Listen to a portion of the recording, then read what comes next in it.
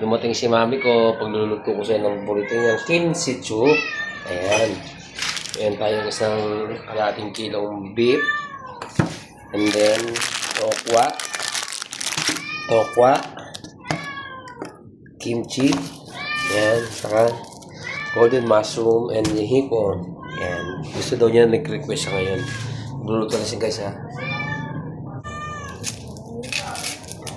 Iwan muna ako ng sibuyas. Siyempre, hindi mo wala yan sa ating kimchi. Pampasarap, pampautog, pampatayo, at pampatigas. Okay, guys. Tapos magigisa tayo. Gigisa natin yung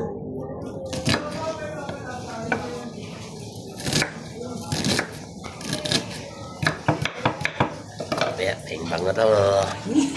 Kaya pinagluto ko siya ng masarap para mamaya pagpawisan guys. Ayan, magigis tayo. Magigis tayo ng ating kimchi. At ang gamit ko is Simply Pure Canola Oil. Yan. Huwag kayong gagamit ng mga iba-iba dyan. Ito, legit to guys. Okay?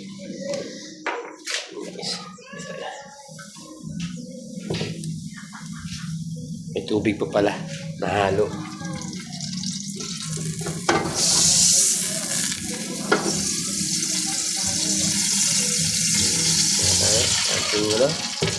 Ating mantika, ating canola oil,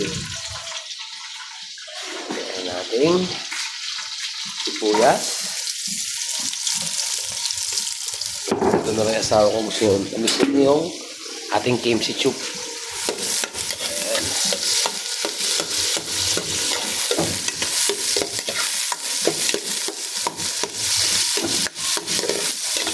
Namin itong ito ng dinner namin guys. O magdami-dami ito.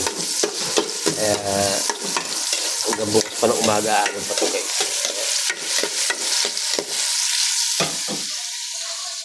Ayan, lagay natin ating kimchi.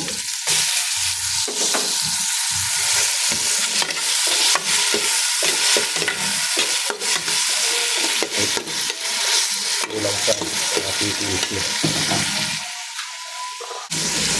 Na lang natin dito guys.